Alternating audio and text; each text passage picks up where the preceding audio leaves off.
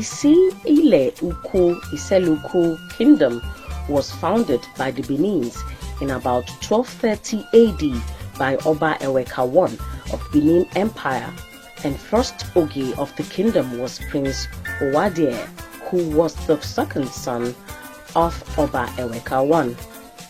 The original name of the new kingdom carved out of Benin Empire, Issele-Uku, signifies relationship with the Benins and Oba of Benin City, Uku Apolopolo, Omonoba Edo. When Oba Eweka I created the new Benin outpost of Issele-Uku, now pronounced Issele-Uku, his main objectives was to check and stop the influx of movements of people from east of River Niger and people from Igala land into the Edo land, west of the River Niger, for farming and fishing operations. Also to use Issele-Uku, the new outpost and kingdom, as a defensive outpost to the Benin Empire, and moreover for expansion purposes. The kings of Issele-Uku are the true representatives of the Oba of Benin in the area lying to the west of the River Niger, and as such the Obi, king of Issele-Uku, has a position of authority as the Oba's authentic representative in the eastern extremities of the Great Benin Empire. I am His Royal Majesty Abogidi Obi Unduka, the traditional ruler of Issele-Uku Kingdom. I was born at a local hospital not too far from here, named St. Teresa Hospital. And early in life, I had to leave home as a result of our culture and tradition. And firstly, I had to go to Lagos, although very briefly, before I moved to Benin City. That was where I had my formative years.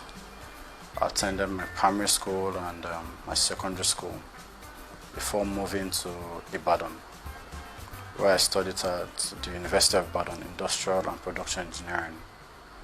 Now, before I had to prepare for my coronation after my graduation.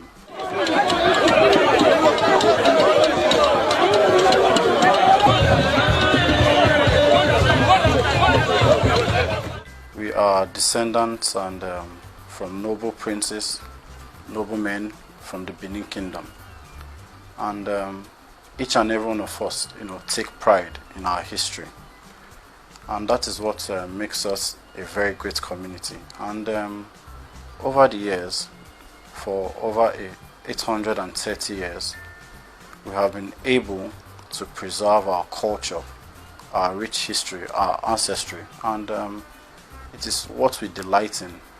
And all around the country, this is what we are known for, and that's what makes us great.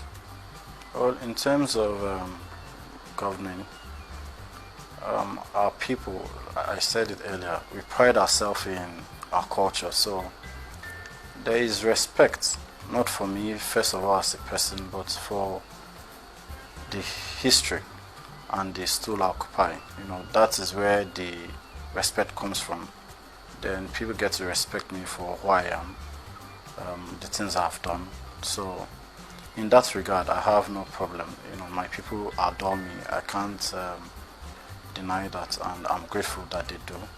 So they respect the institution, first of all, before the person, and which is the right thing to do. Then regarding chieftaincy title, probably I forgot to mention that it is what also makes this community a unique community.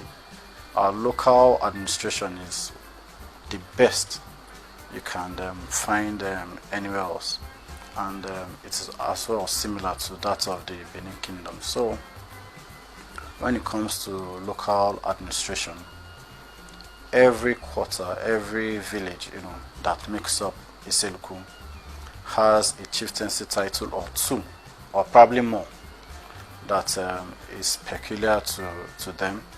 So what we do is we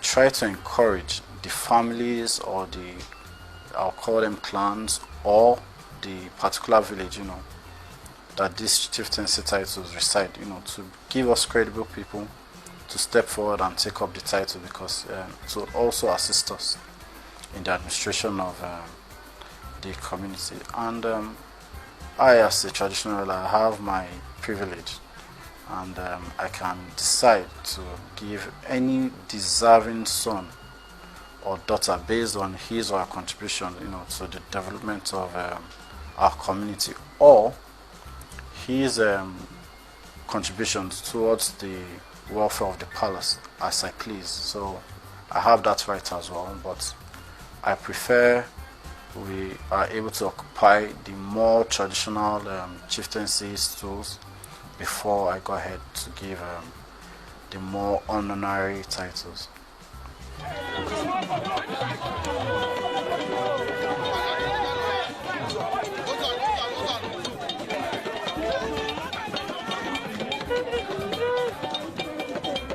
Issele-Uku, first of all, that's where I hail from. Is is about the biggest community in Onitsha North, and it is the administrative headquarters of Onitsha North. And of course, as it concerns the issue we're here to discuss, we have Our Royal Majesty Obi Ndoka, who is the Obi of Issele-Uku. Issele-Uku is a very big community, and like I said, Issele-Uku is the gateway to 85% of all the communities in Onitsha North. So that makes it interesting. That makes it a very important community in Onitsha North. We have about 18 communities in Onitsha North, and I can confidently tell you that you cannot access up to 15 of them without going through Issele-Uku. So I actually tag Issele-Uku as the gateway. Issele-Uku is unique in diverse ways. In terms of population, Issele-Uku has the largest population in Onitsha North. Issele-Uku is one of the communities, if not the only community, where you can say for sure that people from other communities, from the remaining 17 communities, they live there. There is no community in Onitsha North that you will not find people from there living in Issele-Uku. I don't think there's any other community that accommodates such a number of persons. So Issele-Uku is a commercial hub as well of Onitsha North. Issele-Uku, I mean, anything you want to do, anybody from Onitsha North wants to access Issele-Uku for one thing or the other, and is strategically located. So that makes it interesting. We have improved quite a lot of schools. We have built a brand new 6 classroom block in Adams Primary School.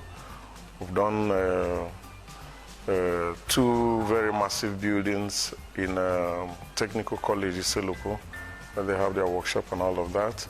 We've also done quite a lot of roads. We have done Issele-Uku on Ichibo Road. We have done the major access road, bringing you into Issele-Uku, from the Asaba Benin Expressway down to the palace. That we did prior to the coronation of IOB. We have also done Issele-Uku, Issele-Mbitime on Nicholona Road. Just recently, the Issele-Uku Idumujono Road is near completion. The contractor is still on site. And we have also done Obowole Idumine Road in Issele-Uku. So I can tell you for sure and for certain that Issele-Uku